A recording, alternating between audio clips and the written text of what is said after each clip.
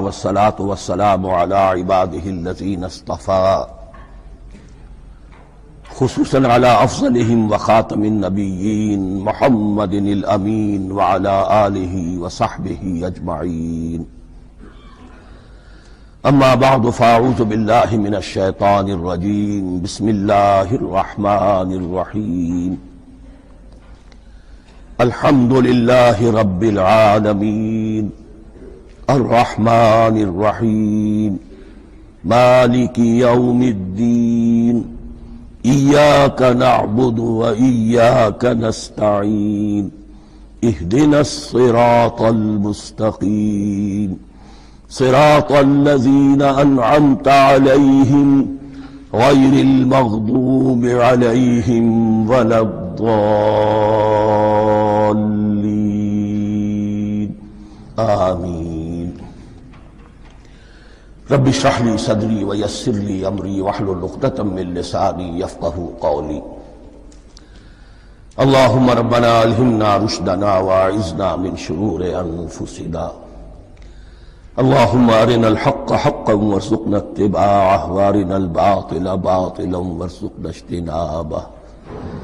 اللهم ربنا يسر لنا أمورنا كلها وأتمم لنا بالخير وتقبل منا فإنك خير المتقبلين آمین یا رب العالمین. معزز حاضرین اور محترم خواتین، ہم اللہ کے نام سے اس سال کی نماز تراویح کے ساتھ دورہ ترجمہ قرآن کا آغاز کر رہے ہیں. اس سے پہلے میں عرض کر چکا ہوں کہ اب میری عمر بھی کافی ہو چکی ہے.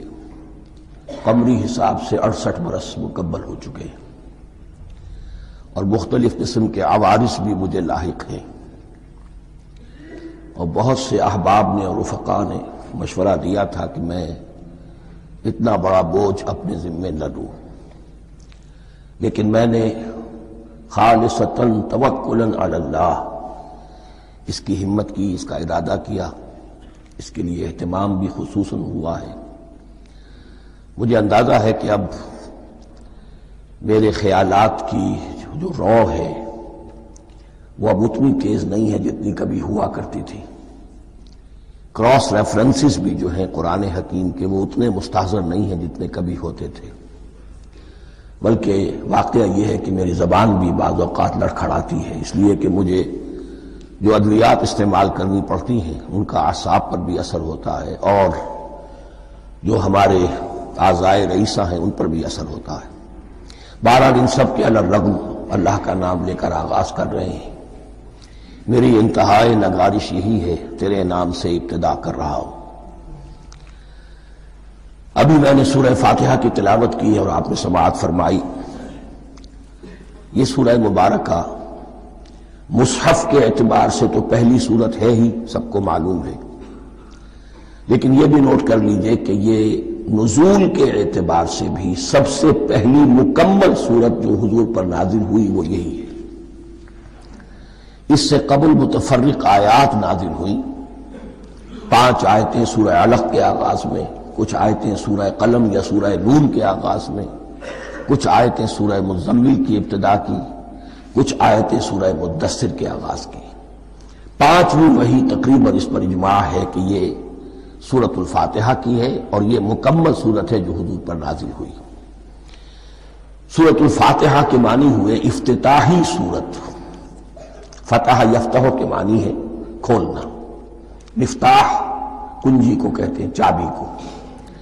تو یہ اوپننگ سورہ آف دی قرآن، قرآن حکیم کی افتتاحی سورت.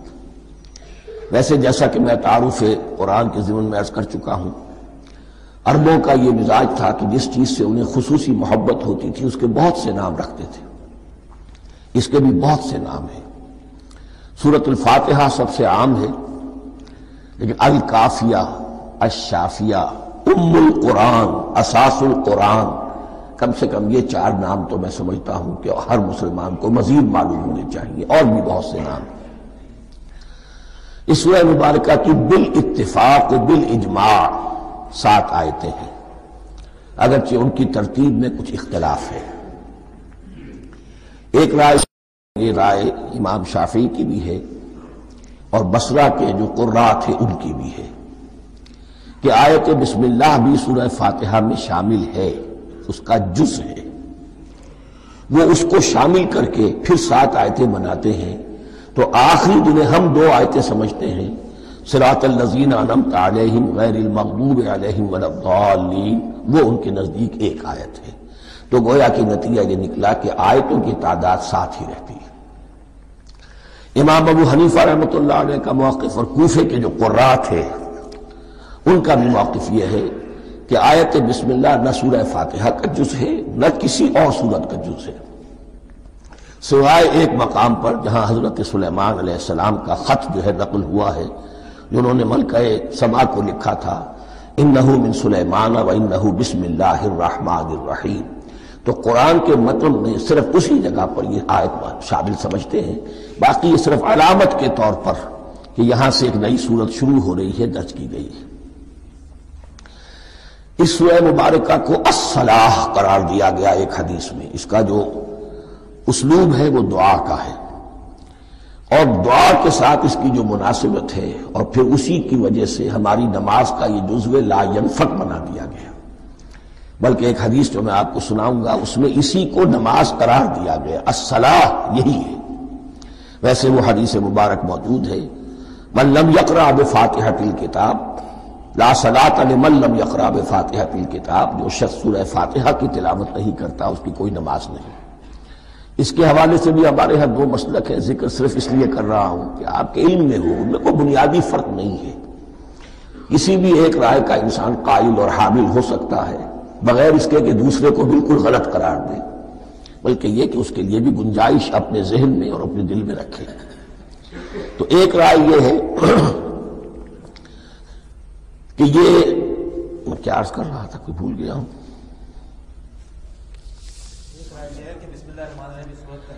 جی، اور دوسری آیت یہ ہے کہ اس کا حصہ نہیں ہے۔ اسی اعتبار سے یہ کہ یہ سورہ مبارکہ نماز میں پڑھی جانی ضروری ہے، لا صلاۃ لمن لم یقرأ بفاتحۃ الکتاب۔ البتہ یہ اختلاف ہے، یہ بات جو میں ذکر کر رہا تھا جو ذہن سے نکل گئی، کہ آیا مقتدی جو ہے امام کے پیچھے کھڑا ہو کر جب نماز پڑھ رہا ہو تو کیا اس صورت میں بھی اس کے لیے لازم ہے کہ سورہ فاتحہ پڑھے؟ اس میں 2 رائے ہو گئی، بلکہ 3۔ ایک رائے انتہائی ہے اور وہ فقہ حنفی کی طرف منسوب ہے کہ اگر آپ امام کے پیچھے مقتدی کی حیثیت سے نماز پڑھ رہے تو کسی بھی رکعت میں آپ سورہ فاتحہ نہیں پڑھیں گے۔ ایک دوسری بالکل برعکس رائے ہے، وہ امام شافعی رحمۃ اللہ علیہ کی ہے کہ ہر حالت میں چاہے امام جہری رکعت پڑھا رہا ہو جس میں وہ بلند آواز سے سورہ فاتحہ پڑھ رہا ہو اور چاہے وہ سری رکعت ہو، ہر حالت میں مقتدی کو بھی پڑھنی ہے۔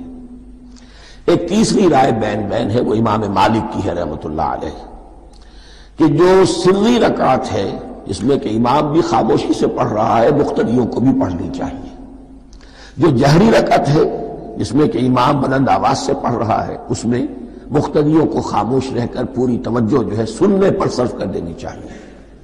اذا قرئ القرآن فاستمعوا له وانصتوا، جب قرآن پڑھا جا رہا ہو تو پوری توجہ اس کے پڑھنے پر مرکوز کر۔ میرے اپنی رائے میں یہ تیسری رائے سب سے زیادہ صائب ہے اور اس میں کسی طرح کی بھی کوئی پیچیدگی پیدا نہیں ہوتی۔ بہرحال اس سورہ مبارکہ کا جو اسلوب ہے میں نے عرض کیا دعائیہ ہے، البتہ قرآن مجید کے علم اور حکمت کے اعتبار سے، اس کے فلسفے کے اعتبار سے ایک بات سمجھ لینی چاہیے۔ قرآن کا فلسفہ یہ ہے کہ بنیادی ہدایت ہر انسان کے دل میں موجود ہے، بالقوہ، پوٹینشلی۔ یہ جو قرآن مجید یا اللہ کی کتابیں نازل ہوتی ہیں یہ انہیں ایکٹیویٹ کرتی ہیں، جو اندر کی جو ڈورمنٹ کانشسنس ہے، خابیدہ شعور جو ہے اسے بیدار کر کے اور پھر یہ کہ اسے اجاگر کرتی ہیں۔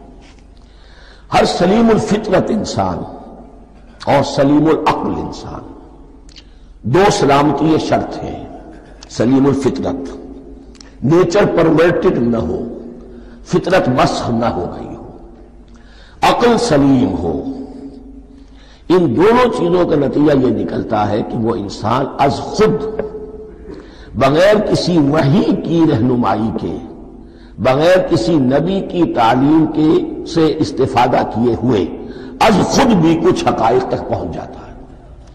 اور وہ حقائق کیا ہے؟ نمبر ایک یہ کہ اس کائنات کا ایک خالق ہے، وہ ایک ہے، اور وہ تمام صفات کمال سے متصف ہے۔ نمبر دو یہ کہ انسان کی زندگی صرف یہ زندگی نہیں ہے، بلکہ ایک اور زندگی ہے کہ جس میں اس زندگی کے اعمال کے نتائج برآمد ہوں گے۔ یہ دو باتیں، اس کی زیادہ وضاحت کے ساتھ جو ہے اس کا تذکرہ آئے گا سورہ لقمان میں، جہاں حضرت لقمان کی شخصیت کا تذکرہ ہے۔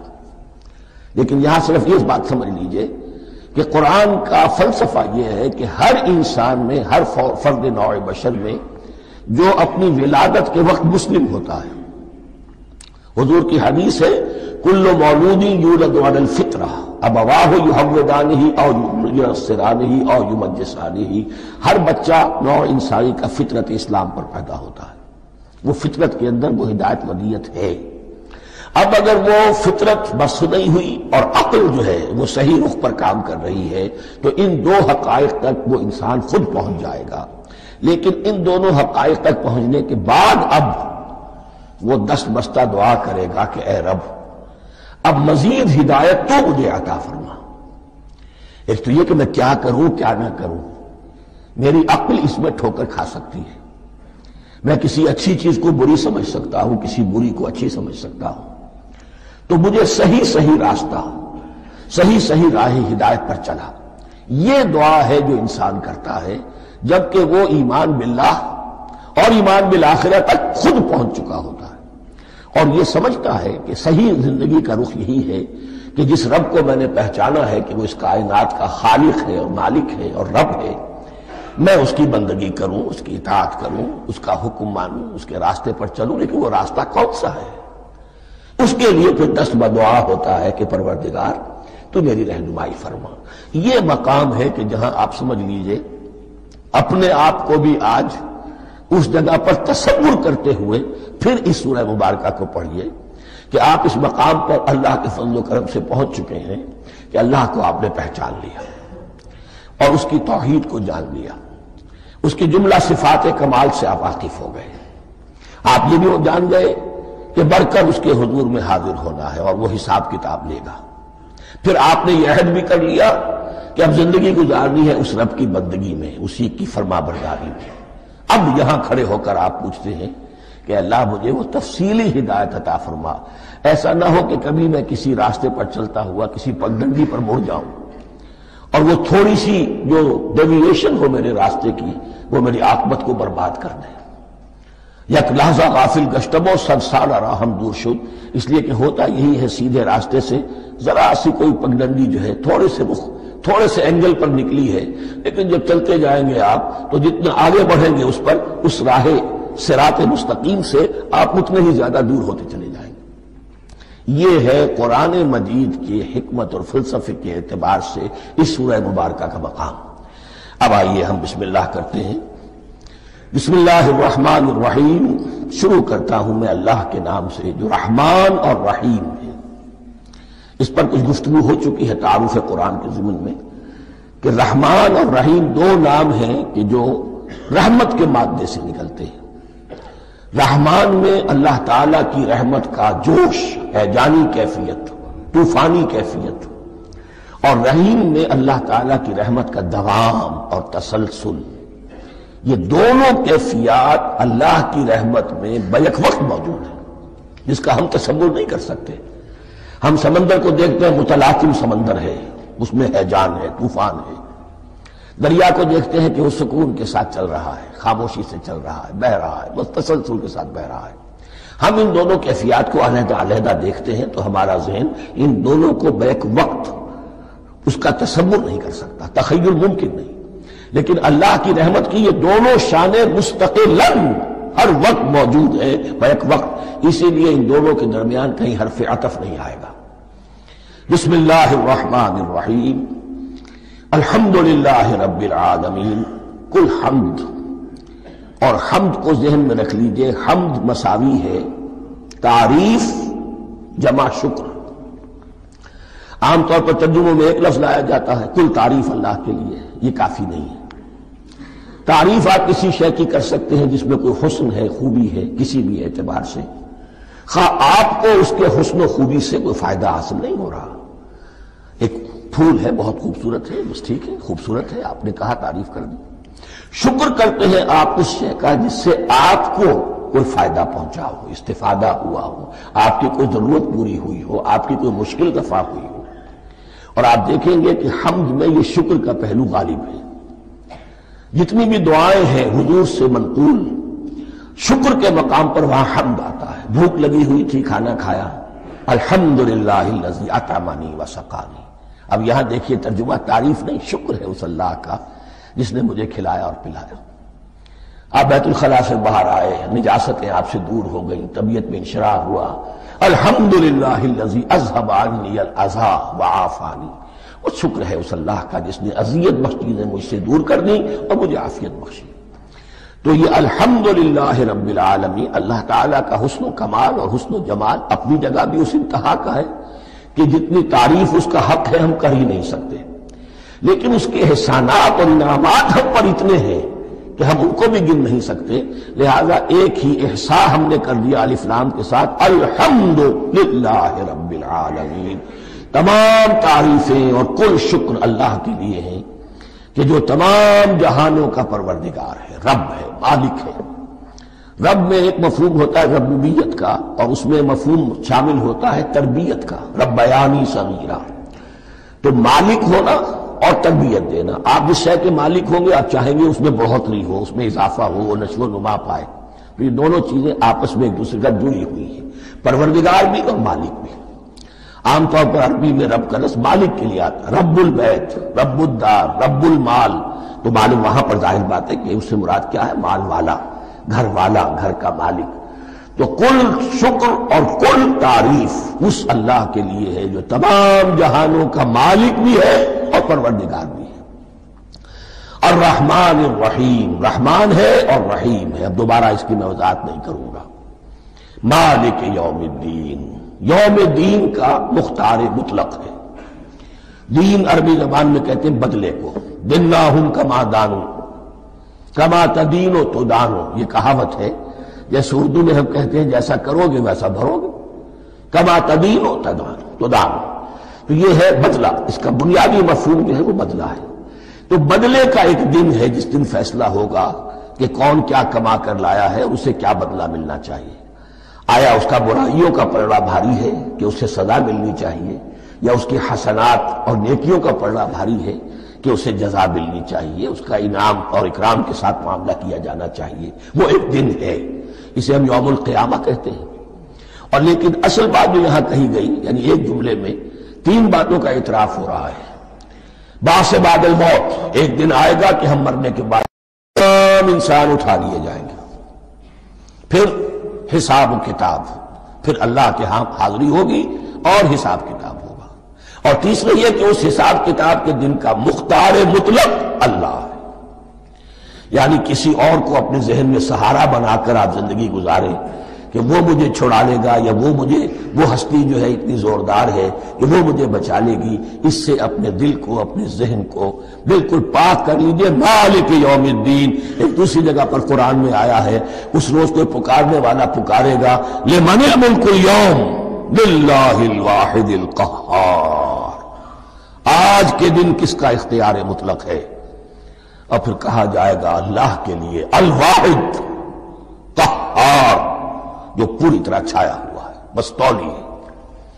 تو مالک یوم الدین، جو جزا و سزا کے دن کا مالک ہے۔ اب یہاں سے کلام ایک رخ بدل رہا ہے۔ ابھی تک تو یہ غائبانہ انداز میں کلام ہو رہا ہے، اللہ سے خطاب نہیں آیا اس میں ابھی۔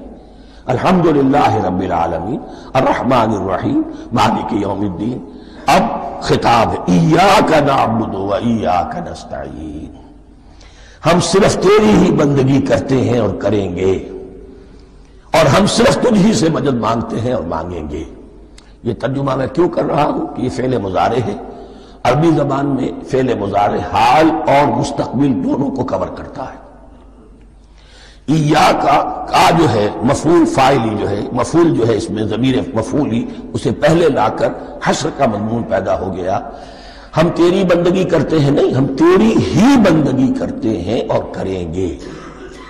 حال میں ترجمہ کیجئے تو یہ اظہار حال ہے، اور مستقبل میں ترجمہ کیجئے تو ایک عہد ہے، قول و قرار ہے، بہت بڑا معاہدہ ہے۔ وَإِيَّاكَ نَسْتَعِينُ، اور صرف تجھ ہی سے مدد مانگتے ہیں اور مانگیں گے۔ اس میں بھی حال کا ترجمہ اظہار حال، اللہ کرے کہ واقعی ہمارا حال وہی ہو، جب ہم یہ الفاظ کہتے ہیں تو واقعتاً ہم اس پر پورے اتر رہے ہوں کہ اسی کی بندگی کر رہے ہوں اور اسی سے ساری استعانت اور استمداد کر رہے ہیں۔ جہاں تک مستقبل کا تعلق ہے وہ پھر ایک عہد ہے، اہدنا الصراط المستقیم، یہ مقام وہ آ گیا کہ یہاں تک تو اے پروردگار ہم پہنچ گئے تیرے فضل سے، تیرے کرم سے۔ فطرت سلیمہ بھی تیری عطا کردہ تھی، عقل سلیم بھی تیری ودیت کردہ تھی، ان دونوں کی روشنی سے ہم یہاں تک تو پہنچ گئے۔ اب ہماری جو ضرورت ہے، احتیاج ہے، وہ کیا ہے؟ اہدنا الصراط المستقیم، ہدایت بخش ہمیں سیدھے راستے کی۔ یہاں دو باتیں سمجھ لیجئے، انفرادی سطح پر انسان کے لیے نہ معلوم کتنے مرحلے آتے ہیں ہر روز کہ جس میں وہ ایک ٹھٹک کر کھڑا ہو جاتا ہے، یہ کروں یا یہ کروں، دو آلٹرنیٹو سامنے آ رہے ہیں، فیصلہ کرنا مشکل ہو رہا ہے، قدم قدم پر ہدایت کی ضرورت ہے۔ اور اجتماعی طور پر نوع انسانی تین بڑے بڑے تمدنی مسائل میں واقعہ یہ ہے کہ تسلیم کر لیا جانا چاہیے کہ عقل انسانی اس کو راستہ نہیں دکھا سکتی۔ عام معاشرتی سطح پر مرد اور عورت کے درمیان حقوق اور اختیارات کا کیا توازن ہو، ناممکن ہے، انسان طے نہیں کر سکتا۔ انسان یا مرد ہے یا عورت ہے، عورت سوچے گی اپنے جذبات کا، اپنے خیالات کا لحاظ رکھے گی، مرد کے جذبات و احساسات کا اس کا کوئی تصور ہی ممکن نہیں۔ مرد سوچے گا اسے اپنے احساسات معلوم ہے، لیکن یہ کہ عورت کے احساسات سے وہ نابلد ہے، ان کو محسوس کر ہی نہیں سکتا۔ لا محالہ وہ اپنے بارے میں وہ جو بھی نظام بنائے گا اس میں وہ اپنی بالادستی رکھے گا۔ وہ تو ایک ہی ہستی ہو سکتی ہے کہ جو دونوں کی خالق ہے، مرد کی بھی عورت کی بھی، اور اس کو دونوں سے محبت ہے، دونوں کا خیر خواہ ہے، دونوں کا رب ہے، دونوں کو پروان چڑھانا چاہتا ہے۔ اسی طرح فرد اور معاشرہ یا ریاست، حکومت اور ریاست ہمیشہ یہ چاہتی ہے کہ سارے اختیارات ہمارے ہاتھ میں آ جائیں، ٹوٹلیٹیرین سوسائٹی ہو، بس ہم حکم دیں اور لوگ اس پر چلیں۔ افراد یہ چاہتے نہیں، ہمیں آزادی ہونی چاہیے۔ اب آپ دیکھیے کہ دنیا میں کتنے جھگڑے چلتے ہیں اسی پر، فریڈم فریڈم فریڈم۔ وہ فریڈم واقعتاً اپنی جگہ پر ایک شے ہے، افراد کی آزادی ہونی چاہیے، لیکن افراد کی آزادی اتنی نہ ہو جائے کہ وہ مادر پدر آزاد ہو جائے، کوئی قانون، کوئی قاعدہ، کوئی اخلاقی کوئی حدود اور قیود جو ہے ان کا پابند نہ رہے۔ تو اب کہاں ہے وہ نقطہ اعتدال کہ جس میں انسان کی انفرادی آزادی، انفرادی اختیار اور ادھر اجتماعی مصلحتیں جو ہیں ان کو بیلنس کیا جا سکے؟ انسان طے نہیں کر سکتا، صرف اللہ ہی اس کے لیے نظام دے سکتا ہے۔ تیسرا مسئلہ ہے سرمایہ اور محنت، اس میں کیا توازن ہو؟ سرمایہ اور محنت دونوں مل کر کچھ بنا رہے ہیں، کچھ پروڈیوس کر رہے ہیں۔ اب اس میں نفع جو ہوا ہے اس میں سرمایہ کا کتنا حصہ ہونا چاہیے اور لیبر کا کتنا ہونا چاہیے، کون طے کر سکتا؟ اس کے لیے بھی کہ ایسا نہ ہو کہ سرمایہ داری جو ہے آکاش بیل بن کر پورے معاشرے پر چھا جائے، اور غریب بیچارہ، مزدور بیچارہ، کاشتکار بیچارہ وہ گویا کہ چکی کے دو پارٹوں میں پس کر رہ جائے، اس کی کوئی حیثیت نہ رہ جائے۔ لیکن یہ کہ دوسری طرف اگر یہ کہ مزدور کا جو حق ہے اس سے زیادہ اس کو دے دیا جائے تو سرمایہ جو ہے وہ سکڑ جائے گا، شائی ہو جائے گا، وہ پھر میدان میں نہیں آئے گا۔ کیا کیا جائے؟ کون سا نقطہ عدل و اعتدال ہے؟ یہ تین مسائل ایسے ہیں، اہدنا الصراط المستقیم۔ تو یوں سمجھیے کہ ایک جو بنیادی ہدایت تھی، ایک اللہ کو پہچان لینا، یہ جان لینا کہ کل حسن و جمال اور تمام انعام و اکرام کا منبع اس کی ذات ہے، وہ رحمان ہے اور رحیم ہے، اور یہ جان لینا کہ مرنے کے بعد جی اٹھنا ہے، حساب کتاب ہے، فیصلہ ہوگا جزا و سزا کا، اور مختار مطلق اس دن کا اللہ ہے۔ پھر یہ عہد کر لینا ایاک نعبد و ایاک نستعین. اس کے بعد دعا پروردگار ہمیں ہدایت پر قائم رکھ، ہماری ہدایت میں اضافہ فرما. اس ہدایت کے لفظ کو سمجھ لیجئے، بنیادی ہدایت، تفصیلی ہدایت، قدم قدم پر ہدایت، ہدایت پر ہدایت. والذین اہتدوا زادہم ھدی، جو لوگ ہدایت کے راستے پر آتے ہیں اللہ ان کی ہدایت میں اضافہ کرتا ہے. تو یہ قدم قدم پر ہمیں ہدایت کی ضرورت ہے اور مرحلہ وار ضرورت ہے. ہدایت اس کو بھی کہتے ہیں کہ کسی نے آپ سے کوئی پتہ پوچھا، آپ نے کہا ادھر جانا، پھر دوسری گلی میں مڑنا، پھر جانا دو تین لائٹیں چلے جانا، پھر مڑنا وغیرہ وغیرہ، یہ بھی ہدایت ہے. نظری طور پر آپ نے بتایا ہے. ایک ہدایت یہ ہوئی کہ بھائی میں چلتا ہوں آپ کے ساتھ، میں آپ کو وہاں تک پہنچا دوں گا تاکہ آپ کو دقت نہ ہو. آپ نے منزل تک پہنچا دیا. ان دونوں کے درمیان، یہ تو میں نے ایک فرد کی مثال دی ہے، اللہ اور بندے کے درمیان نہ معلوم کتنے مراحل ہیں ہدایت کے. تو کسی وقت بھی انسان اپنے آپ کو ہدایت خداوندی سے مستغنا نہیں سمجھ سکتا. اور نہیں تو پروردگار جو ہدایت دی ہے اس کو ہدایت پر قائم رکھ. کیا پتا شیطان کا کوئی حملہ، کیا پتا ہمارے نفس کی کوئی شرارت کسی ایسے رخ پر ہمیں ڈال دے کہ اب تک کی ساری کمائی بھی ضائع ہو جائے. لہذا یہ نہ سمجھیے کہ جب یہ ساری چیزیں ان کو معلوم تھی، ان چیزوں کا تو اقرار کر رہے تو اب ہدایت کون سی مانگ رہے ہیں. تو ہدایت کا تو بڑا میدان کھلا ہوا ہے. اور اس ہدایت کی وہ جو میں نے آخری شکل آپ کو بتائی ہے کہ منزل مقصود تک پہنچا دے، یہ ہدایت بھی قرآن مجید میں اس معنی میں بھی لفظ آیا ہے کہ اہل جنت جب جنت میں داخل ہوں گے تو جو ترانہ حمد ان کی زبان پر اس وقت ہوگا وہ کیا ہے؟ الحمدللہ الذی ہدانا لہذا وما کنا لنہتدی لولا ان ہدانا اللہ. کل شکر اللہ کا جس نے ہمیں یہاں تک پہنچا دیا، ہدایت دی یہاں تک پہنچا دیا. اور ہم ہرگز نہ پہنچ پاتے، ہم ہرگز ہدایت یافتہ نہ ہو سکتے اگر اللہ ہی ہمیں ہدایت نہ دیتا. اہدنا الصراط المستقیم، سیدھا راستہ.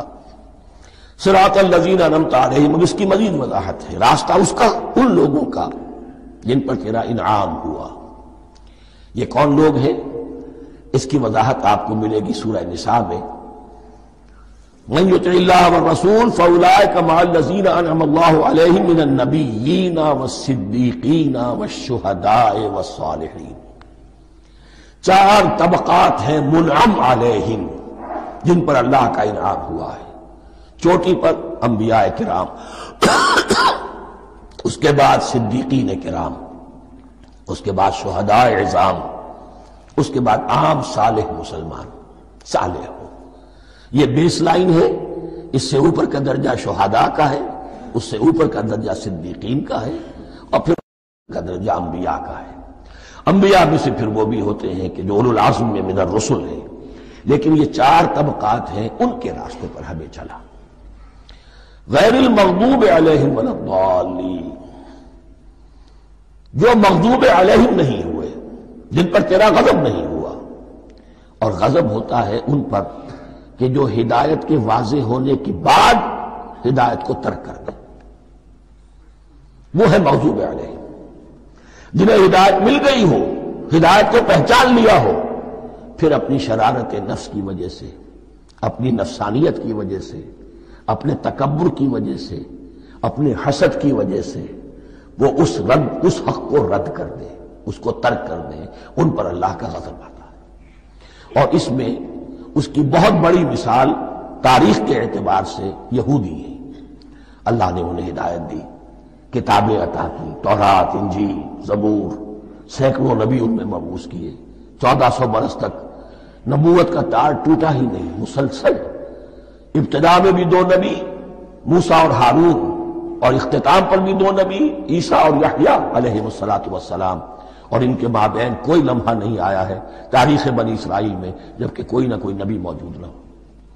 لیکن انہوں نے اپنی شرارت نفس کی وجہ سے ہدایت تورات سے بھی منہ موڑا. اور پھر سب سے بڑی بات یہ کہ ہدایت محمدی سے، ہدایت قرآنی سے بھی صلی اللہ علیہ وسلم منہ موڑا. وہ ہے مغضوب علیہم ولا الضالین، اور نہ ہی گمراہ ہوئے. یہ لفظ جو آتا ہے عربی زبان میں گمراہ کا بھی ہے اور تلاش حق میں بھٹکنے والے کا بھی ہے. ایک وہ شخص ہے جس پر حق ابھی واضح نہیں ہوا، وہ تلاش میں ہے، اس کے لیے بھی ضال کا لفظ آئے گا. اسی طرح کوئی شخص کسی کے عشق اور محبت میں ایسا ہو جائے، دیوانہ ہو جائے، اس کو بھی ضال کہتے ہیں، یعنی اس کے اوپر جذبات کا اتنا غلبہ ہو گیا ہے کسی کی محبت اور عشق کی بنا پر۔ تو حضور کے لیے یہ لفظ آیا ہے وَوَجَدَكَ ضَالًّا فَهَدَىٰ، اور یہ تو سورۃ الضحیٰ ہے، اکثر بیشتر لوگوں کو یاد ہوگی۔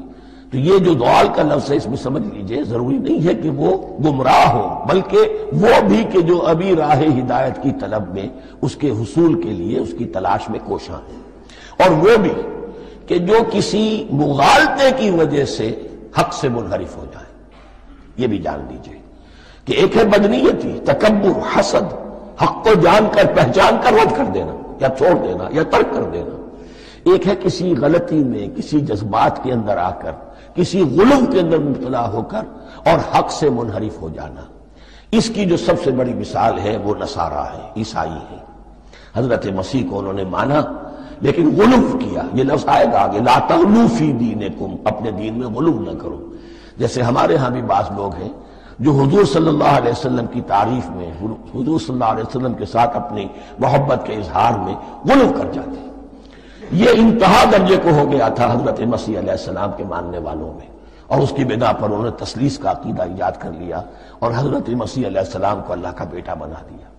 تو اس کی سب سے بڑی مثال ضالین کی اس اعتبار سے کہ ہدایت پانے کے بعد کسی بدنیتی سے نہیں بلکہ کسی اچھے جذبے میں غلو کی وجہ سے رسول سے محبت کرنا تو اچھا جذبہ ہے، لیکن یہ محبت بھی ایک حد میں رہنی چاہیے۔ غلو کرے گی تو ظاہر بات ہے کہ اس کے بعد وہ گمراہی کی طرف لے جائے گی۔ یہ ہے اس سورہ مبارکہ کا ترجمہ، اور اس کے بعد آخر میں آمین کہنا یہ مسنون بھی ہے، کہنا چاہیے۔ البتہ اختلاف یہاں بھی صرف اتنا ہے کہ نماز میں جب آپ امام کے ساتھ ہیں، وہ اگر جہری قرات کر رہا ہے تو آیا اس کے بعد آپ کو بھی بالجہر کہنا ہے آمین یا نہیں کہنا، یہ اختلاف ہے، ان میں کوئی فرق واقع نہیں ہوتا۔ یہ چیز متفق علیہ کہ کہنا ہے آمین، بلکہ یہ آمین تو یہودیوں میں ہے، یہ آمین جو ہے یہ عیسائیوں میں بھی ہے۔ ان کی بھی جو پریئر، لارڈس پریئر ہے، اس کے بعد آمین، وہ آمین کہتے ہیں، وہ فرق، وہ لفظ ایک ہی ہے، اس لیے کہ عبرانی زبان اور عربی زبان، یا تو ہم یہ کہہ سکتے ہیں کہ دونوں بہنیں ہیں، کوئی ایک مشترک زبان تھی ان کی ماں جس کی یہ دو بیٹیاں ہیں، اور یا یہ کہنا پڑے گا کہ عربی زبان کی ماں جو ہے وہ عبرانی زبان ہے۔ بہرحال بڑا قریبی رشتہ عربی کا اور عبرانی کا ہے، اس اعتبار سے وہ آمین۔ اب آپ کو معلوم ہے ہم السلام علیکم وہ کہتے ہیں، وہ سلام کہتے ہیں، فرق کیا ہے؟ وہ تو تلفظ کا فرق ہے۔ اسی طریقے سے اور بہت سے الفاظ ہیں، میں بعد میں بتا۔ اب میں اس سورہ مبارکہ کے بارے میں خاص حدیث آپ کو سنانا چاہتا ہوں، اور اسی سے در حقیقت جو امام ابو حنیفہ کا موقف ہے رحمۃ اللہ علیہ، اس کی حقانیت مزید مبرہن ہو جائے گی۔ یعنی کیا کہ آیت بسم اللہ سورہ فاتحہ کا جز نہیں ہے، سورہ فاتحہ الحمدللہ رب العالمین سے شروع ہوتی ہے۔ وہ میں آپ کو بتانا بھول گیا کہ جن کے نزدیک یہ سورت کا جز ہے وہ پھر جہری قرات میں بسم اللہ الرحمن بھی بلند آواز سے کہیں گے، اور جن کے نزدیک یہ سورہ فاتحہ کا جز نہیں ہے وہ نہیں کہیں گے، وہ الحمدللہ رب العالمین سے قرات کریں گے۔ تو کوئی فرق نہیں ہے بنیادی۔ یہ حدیث جو ہے یہ مسلم شریف میں ہے اور حدیث قدسی ہے، اس کے راوی حضرت ابو ہریرہ ہے رضی اللہ تعالی عنہ، اور اس حدیث نے اس سورت کے مضامین کا نہایت عمدہ تجزیہ کر دیا ہے۔ حدیث کے الفاظ سن لیجئے، قسمت الصلاۃ بینی و بین عبدی نصفین۔ اللہ تعالیٰ فرما رہے ہیں، حدیث قدسی ہے، میں نے نماز کو، صلاۃ کو اپنے اور اپنے بندے کے درمیان آدھا آدھا تقسیم کر لیا، فنصفها لی ونصفها لعبدی، اس کا نصف جو ہے وہ میرے لیے ہے اور نصف جو ہے وہ میرے بندے کے لیے ہے، وَلِعَبْدِي مَا سَأَلَ، اور جو میرے بندے نے مانگا میں اسے دوں گا، میرا وعدہ ہے یا میں نے اسے دیا۔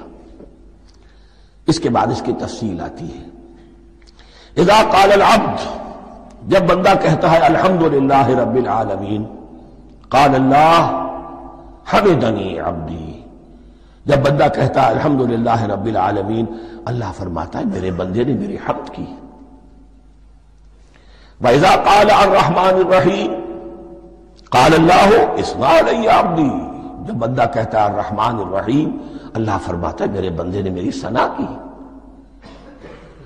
وَإِذَا قَالَ مَالِكِ يَوْمِ الدِّينِ قَالَ اللَّهُ تَعَالَى مَجَّدَنِي عَبْدِي، میرے بندے نے میری تمجید بیان کی، میری بزرگی بیان کی۔ اب یہ تین آیتیں ہو گئیں، تینوں میں اللہ کی حمد ہے، ثنا ہے، تمجید ہے۔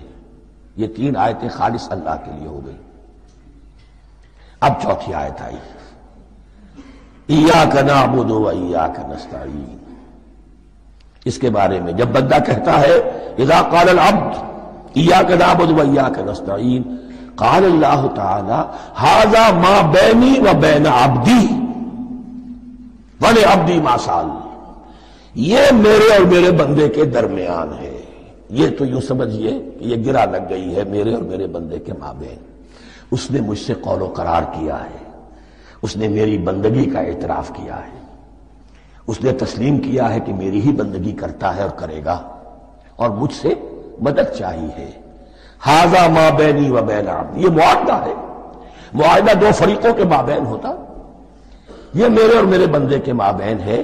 وَلِعَبْدِي مَا سَأَلَ، اور میں نے اپنے بندے کو دیا جو اس نے مانگا، وہ میری مدد چاہتا ہے، میری مدد اس کے شامل حال رہے گی۔ فَإِذَا قَالَ، اور جب بندہ کہتا ہے اهْدِنَا الصِّرَاطَ الْمُسْتَقِيمَ صِرَاطَ الَّذِينَ أَنْعَمْتَ عَلَيْهِمْ غَيْرِ الْمَغْضُوبِ عَلَيْهِمْ وَلَا الضَّالِّينَ، قَالَ اللَّهُ تَعَالَى هَذَا لِعَبْدِي وَلِعَبْدِي مَا سَأَلَ۔ یہ تین آیتیں یہ میرے بندے کے لیے، اهْدِنَا الصِّرَاطَ الْمُسْتَقِيمَ، اسی صراط مستقیم کی وضاحت ہے مثبت، صراط الذین انعمت علیہم، اسی صراط مستقیم کی وضاحت ہے منفی انداز میں، غیر المغضوب علیہم ولا الضالین۔ یہ سب میرے بندے کے لیے ہے، اور میں نے اپنے بندے کو دیا جو اس نے مانگا۔ اس کو میں نے ایک مرتبہ یہ ترازو کی شکل میں اس کو لکھوایا تھا۔ دیکھیے یہ ایاک نعبد و ایاک نستعین، یہ ہے وہ ترازی کی وہ ڈنڈ، واو جو ہے ایاک نعبد و ایاک نستعین، واو جو ہے گویا کہ وہ مٹھ ہے جس سے کہ ترازو کو پکڑا جاتا ہے۔ ادھر ایک پلڑا ہے جس کی تین آیتیں ہیں، الحمدللہ رب العالمین الرحمن الرحیم مالک یوم الدین۔ اس کا نتیجہ کیا نکلا؟ ایاک نعبد۔ آپ نے شاید یہ سنا بھی ہو ایک بہت ہی عمدہ قرات کا جو ریکارڈ ہے قاری عبدالباسط عبدالصمد کا، وہ یہیں سے چل کر سورہ فاتحہ کی قرات کر کے ایاک نعبد پر آ کر رکتا ہے، الحمدللہ رب العالمین الرحمن الرحیم مالک یوم الدین ایاک نعبد۔ گویا کہ یہاں یہ صورت بالکل ہاف ہو گئی ہے، تین آیتوں میں اللہ کی حمد ہے، ثنا ہے، تمجید ہے، جس کا نتیجہ ہم تیری ہی بندگی کرتے ہیں، تیری ہی اطاعت کریں گے۔ لیکن اب اس کے بعد سوال ایاک نستعین، اسی کی جو استعانت کیا درکار ہے ہمیں؟ ہدایت۔ ہدایت سب سے بڑی استعانت ہے، ہدایت ہی تو سب سے بڑی مدد ہے۔ اهدنا الصراط المستقیم صراط الذین انعمت علیہم غیر المغضوب علیہم ولا الضالین۔ یہ ایاک نستعین کے حکم کے ساتھ یہ تین آیتیں آ گئیں، اهدنا الصراط المستقیم صراط الذین انعمت علیہم غیر المغضوب علیہم ولا الضالین۔ قسمت الصلاة بینی و بین عبدی نصفین فنصفها لی ونصفها لعبدی ولعبدی ما سأل۔ اللہ تعالیٰ اس سورہ فاتحہ کا جو اصل مفہوم ہے وہ بھی ہمارے ذہنوں پر، ہمارے شعور کی سطح پر اسے اجاگر کیے رکھے، ہمیں توفیق دے کہ جب بھی پڑھیں، جب بھی سنیں تو وہ کیفیت اگر ہو جائے۔ اس لیے کہ ایک حدیث ہے کہ الصلاۃ معراج المومنین، نماز تو اہل ایمان کے حق میں معراج کے درجے میں ہے۔ اس حوالے سے ہم یہ سمجھ سکتے ہیں کہ کوئی وقت ایسا آ سکتا ہے کہ انسان کو واقعتاً، روح انسانی واقعتاً اللہ کے یہ جواب سنے۔ انہونی بات نہیں ہے یہ، ہوتا ہے خطاب آخر، اٹھتا ہے حجاب آخر، کرتے ہیں خطاب آخر، یہ تو ہوتا ہے۔ مخاطبہ الہی، یہ تو میں نے عرض کیا کہ ثابت ہے، مخاطبہ، محادثہ اور تحدیث اللہ بندوں سے کلام کرتا ہے۔ اب آئیے بسم اللہ الرحمن الرحیم، اب یہ سورہ بقرہ شروع ہو رہی ہے۔ سورۃ البقرہ جو 286 آیات پر مشتمل ہے، تقریباً 2.5 پاروں پر پھیلی ہوئی ہے۔ ہر شخص جانتا ہے کہ یہ قرآن حکیم کی حجم کے اعتبار سے سب سے بڑی سورت ہے، لیکن یہ معاملہ صرف حجم کا نہیں ہے۔ نبی اکرم صلی اللہ علیہ وسلم نے اسے سنام القرآن قرار دیا ہے۔ آپ نے فرمایا لکل شیء سنام، ہر چیز کی ایک چوٹی ہوتی ہے، جیسے اونٹ کا کوہان ہوتا ہے۔ وسلام القرآن البقرہ، سلام القرآن، قرآن کی چوٹی جو ہے وہ سورۃ البقرہ ہے۔ یہ نوٹ کر لیجئے جو میں نے کل آپ کو جو مختلف مکی اور مدنی صورتوں کے گروپوں کے بارے میں بتایا تھا کہ یہاں سے اب پہلی منزل بھی شروع ہو رہی ہے اور پہلا گروپ بھی شروع ہو رہا ہے، اور اس کے ساتھ جو اگلی صورت آئے گی وہ اس کا جوڑا ہے، سورہ آل عمران، جس کی سب سے نمایاں علامت یہ نوٹ کیجئے، یہ بھی الف لام میم سے شروع ہوئی، اگلی بھی الف لام میم سے شروع ہوگی۔ اس کے بعد دو صورتیں مدنی اور ہیں، لیکن ان دونوں میں نہ حروف مقطعات ہے نہ کوئی اور تمہیدی کلام ہے، براہ راست خطاب سورہ نساء میں یا ایھا الناس اور سورہ مائدہ میں یا ایھا الذین آمنوا، کوئی تمہیدی بات نہیں، کوئی حروف مقطعات نہیں، براہ راست خطاب۔ وہ ایک جوڑا ہے سورہ نساء اور سورہ مائدہ، اور یہ ایک جوڑا ہے سورہ بقرہ اور سورہ آل عمران۔ سورہ بقرہ اور سورہ آل عمران کو نبی اکرم صلی اللہ علیہ وسلم نے الزہراوین بھی قرار دیا ہے۔ زہرا کہتے ہیں بڑی روشن چیز کو، یہ حضرت فاطمہ رضی اللہ تعالی عنہا کے نام کے ساتھ آتا ہے، فاطمۃ الزہراء، تو زہرا بہت روشن دمکتی ہوئی شے۔ الزہراوین یہ دو نہایت دمکتی ہوئی صورتیں ہیں جو قیامت کے دن دو بدلیوں کی شکل میں ظاہر ہوں گی، حضور نے فرمایا، اور جو لوگ ان صورتوں سے محبت کرتے تھے ان پر سایہ کریں گے۔ اللہم ربنا اجعلنا منہم، ہمیں اللہ تعالیٰ ان میں شامل فرما دے۔ اس سورہ مبارکہ کو دو حصوں میں تقسیم سمجھیے۔ ویسے تو یہ کہ رکوع آئیں گے، پارے بھی بدلیں گے اس میں، لیکن حصے دو ہیں۔ پہلے حصے میں اصل روح سخن سابقہ امت مسلمہ سے ہے، یہود سے، بنی اسرائیل سے۔ دوسرے حصے میں اصل خطاب موجودہ امت مسلمہ سے ہے، امت محمد سے صلی اللہ علیہ وسلم۔ پہلے حصے میں 18 رکوع ہیں لیکن آیات 152 ہیں، دوسرے حصے میں 22 رکوع ہیں لیکن آیات 134 ہیں۔ گویا کہ اس سے آپ کو توازن نظر آئے گا کہ اگرچہ ادھر رکوع کی تعداد کم ہے 18 لیکن آیات کی تعداد زیادہ ہے 152، دوسرے حصے میں رکوعوں کی تعداد زیادہ ہے 22 لیکن آیات کی تعداد 134۔ اسی لیے اس کا ایک نام میں نے تجویز کیا ہے، وہ اس لیے تاکہ کچھ حقائق آپ کے ذہنوں میں ان ناموں کے حوالے سے بھی انشاءاللہ محفوظ ہو جائیں گے۔ سورۃ الامتین، دو امتوں کی سورت، اس لیے کہ تقریباً نصف اس کی ساری بحث جو ہے، مرکزی بحث، وہ سابقہ امت مسلمہ بنی اسرائیل، اور دوسرا نصف اس میں سارا خطاب وہ ہے موجودہ امت مسلمہ یعنی امت محمد صلی اللہ علیہ وسلم۔ اس کا جو پہلے 18 رکوع ہے یا پہلا حصہ ہے، اس کے اندر ڈویژن فردر ہوگی ورٹیکل، عمودی، پہلے 4 رکوع، پھر 10 رکوع، پھر 4 رکوع۔ لیکن جو 22 رکوع ہیں دوسرے حصے کے، دوسرے نصف کے، اس میں ڈویژن جو ہے جو ہاریزونٹل ہے، وہ افقی تقسیم ہے، عمودی نہیں، افقی، وہ میں بعد میں بیان کروں گا جب ہم وہاں پہنچ جائیں گے۔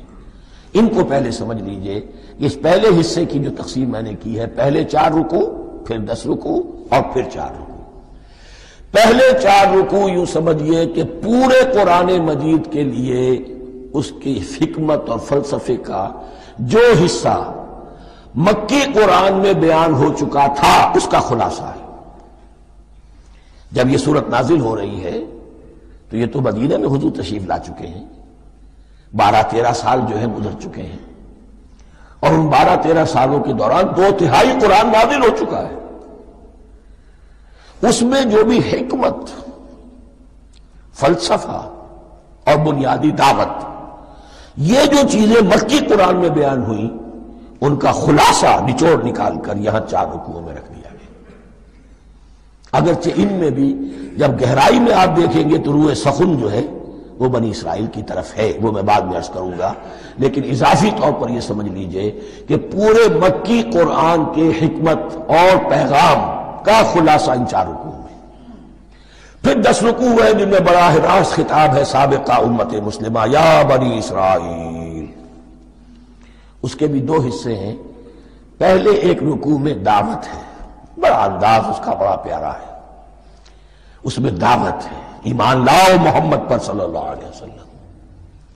اور اس کے بعد 9 رکوع ہے ملامت کے، ملامت، تنقید، تم نے یہ کیا اور یہ کیا اور یہ کیا، ہم نے یہ احسان کیے، یہ احسان کیے، یہ احسان کیے، تم نے یہ ناشکری کی، یہ ناشکری کی، یہ ناشکری کی۔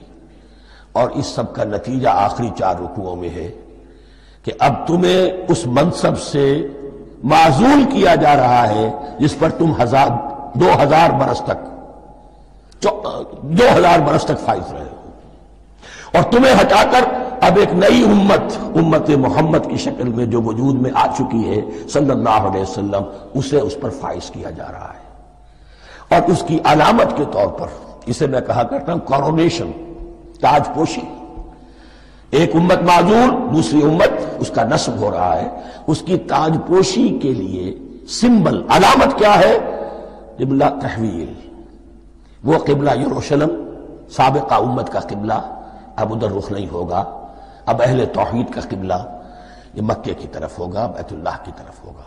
تو تحویل قبلہ کا مضمون ہے جو ان 4 رکوعوں میں آتا ہے۔ تو یہ میں نے تھوڑی سی تمہید جو ہے آپ کے سامنے رکھ دی ہے۔ اب بسم اللہ کیجئے۔ بسم اللہ الرحمن الرحیم، الف لام میم۔ الف لام میم یہ حروف مقطعات ہیں، یہ علیحدہ علیحدہ پڑھے جاتے ہیں، علم نہیں پڑھ سکتے اس کو۔ الف لام میم، ہا میم ہے، ہا علیحدہ میم علیحدہ، اگرچہ لکھے ہوئے ہوتے ہیں جڑے ہوئے، کاف ہا یا عین صاد لکھے ہوئے جڑے ہوئے، پڑھے جائیں گے علیحدہ علیحدہ، قطع علیحدہ کرنا۔ تو حروف مقطعات ان کے بارے میں ایک بات تو جو ہے اجماعی ہے، سب کے نزدیک مسلم ہے، ان کا کوئی حتمی مفہوم اور ان کے حتمی معنی کسی کو معلوم نہیں سوائے اللہ اور اس کے رسول کے۔ اس معنی میں یوں بھی کہا گیا یہ کوڈ ورڈز ہیں، جیسے کہ کوئی میسیجز جو ہیں ادھر ادھر بھیجے جاتے ہیں، سیکرٹ میسیجز، تو کچھ کوڈ ورڈز ہوتے ہیں جس سے سمجھ میں آتا ہے کہ یہ بات واقعتاً صحیح سورس سے آ رہی ہے، واللہ عالم۔ لیکن اس کا کوئی مفہوم اور اس کے معنی جو ہیں وہ اتفاق اس پر ہے، اگرچہ بعض حضرات نے کچھ اپنی سی کوشش کی ہے، کچھ مفہوم جو ہے بنانے کی، وہ اپنی جگہ پر ہے، لیکن یہ کہ کسی حضرت عبداللہ ابن عباس رضی اللہ تعالی عنہما نے بعض ایسی کوششیں کی ہیں، لیکن ان کی رائے کو بھی ان کی ذاتی رائے سمجھا گیا ہے، امت نے اسے قبول نہیں کیا۔ اجماع اور کنسنسس اسی پر ہے کہ اس کے معنی اور مفہوم کسی کو معلوم نہیں سوائے اللہ اور اس کے رسول کے۔ البتہ بعض چیزیں ایسی ہیں کہ وہ اگر نوٹ کر لی جائیں تو شاید آئندہ اس میں کچھ راز کھلنے کے امکانات پیدا ہو جائیں۔ دیکھیے عربی زبان کے جو الفابیٹس ہیں ان کی تعداد 29 ہے یا 28 ہے، میں بتا چکا ہوں۔ الف اور حمزہ کو ایک سمجھے تو 28 ورنہ 29۔ پہلی بات یہ نوٹ کیجئے، قرآن حکیم کی 114 سورتوں میں سے 29 سورتوں میں ان کے شروع میں یہ حروف مقطعات آئے۔ دوسری بات یہ کہ اس میں 28 کا نصف کیجئے تو 14 استعمال ہوئے، 14 نہیں استعمال ہوئے، بالکل آدھی تعداد استعمال ہوئی ہے۔ تیسرے یہ کہ جو شروع اور آخر اور درمیان 3 حصوں میں تقسیم کر دیجئے آپ، 9 9 9 پلواڑی 27، ایک طرف 10 رہ جائیں گے۔ پہلے حصے میں سے بہت کم حروف لیے گئے، بہت کم۔ آخری حصے کے تقریباً تمام حروف ہیں، تقریباً۔ درمیانی حصہ وہ ہے کہ جس میں آپ نے دیکھا ہے کہ عربی میں جوڑوں کی شکل میں ہے، صاد ضاد، فرق کیا ہے نقطے کا، سین شین فرق کیا ہے نقطوں کا، را زا فرق کیا ہے نقطے کا۔ تو جو بھی نقطے والا لفظ ہے وہ نہیں لیا گیا، اور جو بغیر نقطے کے غیر منقوط ہے وہ لیا گیا۔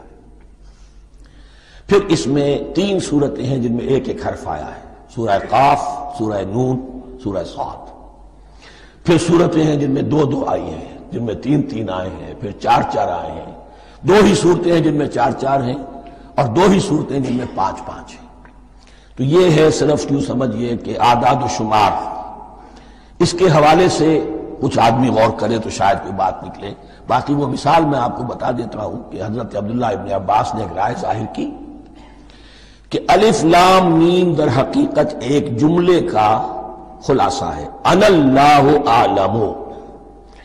پہلا لفظ انا، اس کا الف لے لیا، درمیانی لفظ اللہ، اس کا درمیانی لام لے لیا، تیسرا لفظ اعلم، یہ آخری لفظ ہے، آخری حرف میم لے لیا، انا اللہ اعلم، میں اللہ جانتا ہوں، واللہ اعلم، واقعتاً اللہ ہی جانتا ہے۔ یہ حضرت عبداللہ ابن عباس کی رائے ہے، لیکن اگرچہ انہیں حبر الامت مانا گیا ہے، لیکن یہ کہ ان کی اس رائے کو بھی اکثر و بیشتر مفسرین نے قبول نہیں کیا۔ اب جو پہلے 2 رکوع ہیں اس سورہ بقرہ کے، ان کے بارے میں تعویل عام اور تعویل خاص کا ایک بڑا بنیادی فرق ہے جو نوٹ کر لینا چاہیے۔ جس وقت یہ صورت نازل ہو رہی ہے، میں عرض کر چکا ہوں کہ 12 سال ہو چکے تھے حضور کو اپنا فریضہ نبوت و رسالت ادا کرتے ہوئے۔ ایک جماعت اچھی بھلی تیار ہو چکی تھی جنہوں نے حضور کی دعوت پر لبیک کہا، ایمان لائے اور آپ کی تعلیمات پر عمل کیا۔ وہ ایک گروہ موجود تھا، یہ ابو بکر ہے، یہ عمر ہے، یہ عثمان ہے، یہ طلحہ ہے، یہ زبیر ہے، یہ عبد الرحمن ابن عوف ہے، یہ مصعب بن عمیر ہے، دیکھ لو۔ اور ایک گروہ وہ تھا کہ جو حق کو جان کر پہچان کر محض اپنی ضد اور حق درمی کی باعث وہ کفر پر آ گیا تھا۔ اور اب ایک تیسرا گروہ پیدا ہو رہا تھا مدینے میں آ کر، وہ ابھی ایمبریونک سٹیج میں ہے، کہ جو داعی ہے، مدعی ہے کہ ہم مانتے ہیں لیکن حقیقت میں نہیں مانتے۔ یہ 3 قسم کے گروہ دنیا میں ہمیشہ پائے جائیں گے، ہمیشہ۔ اب اسے میں اس کو لا رہا ہوں تعویل عام کی طرف۔ جب بھی کبھی کوئی دعوت اٹھے گی انقلابی، ایک ہوتا ہے واعظ و نصیحت، ٹھیک ہے، جس نے بھی فائدہ اٹھایا اٹھا لیا۔ ایک ہوتی ہے دعوت انقلابی، وہ انقلابی دعوت کا ہدف ہوتا ہے نظام کو بدلنا۔ نظام بدلتا ہے تو ظاہر بات ہے کہ جو لوگ اس نظام میں جن کے ویسٹڈ انٹرسٹ ہیں اور جن کو پریولیجز حاصل ہیں، جن کے مفادات ہیں، وہ تو لازماً اپنے نظام کا تحفظ کریں گے۔ ٹکراؤ ہوگا، تصادم ہوگا، تصادم میں جانی نقصان بھی ہوگا، مالی نقصان بھی ہوگا۔ یہ گویا کہ کسی انقلابی دعوت کے لوازم ہیں۔ اگر یہ شاید نہ ہو تو ان دعوت انقلابی ہے ہی نہیں۔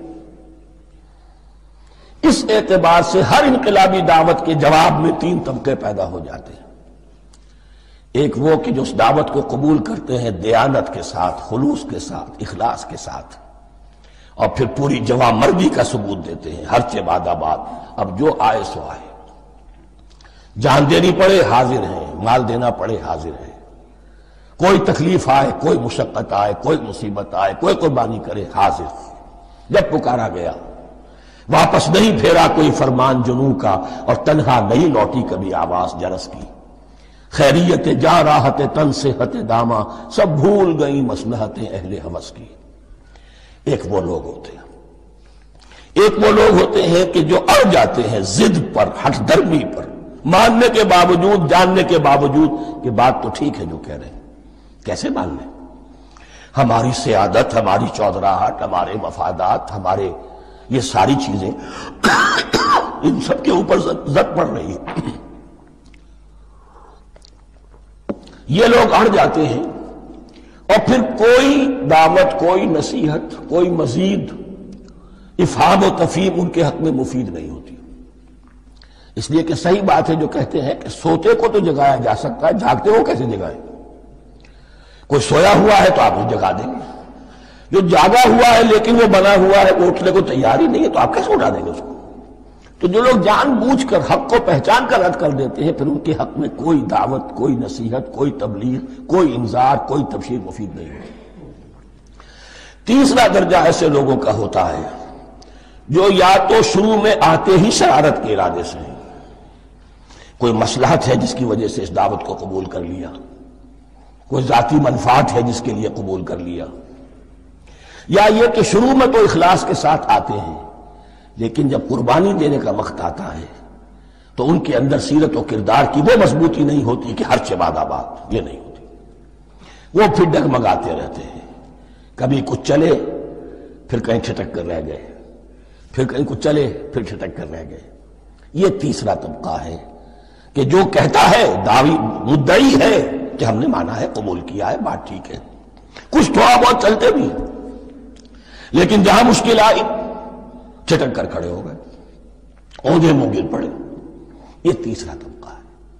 اس کے لیے لفظ ہمارے ہاں منافقین بھی ہے، لیکن اس رکوع میں آ کر ابھی ان 4 رکوعوں میں نہیں بلکہ سورہ بقرہ میں مکمل میں بھی کہیں نفاق کا لفظ نہیں آیا ہے، اس لیے کہ اسے مرض سے تعبیر کیا گیا ہے۔ یہ مرض ہے ایک، اور اس مرض کے ذریعے سے لوگوں کے اندر جو ہے وہ ایک نفاق کا بیج پڑ رہا ہے، جو ظاہر ہوگا تو منافقت پوری کی پوری کھل کر سامنے آ جائے گی۔ لوگ ہے انسانی شخصیت کا، اس حوالے سے وہ تیسری، اور یہ چونکہ اہم ترین حصہ تھا اور یہ مرض اب شروع ہو رہا تھا، مدینے میں، مکے میں نہیں تھا، لہذا زیادہ تفصیل سے اس کے بارے میں گفتگو ہوئی۔ اب ان 2 رکوعوں کا سلسلے وار مطالعہ انشاءاللہ اس دوسری نشست میں کریں گے۔ دوسری نشست سے مراد یہی ہے ابھی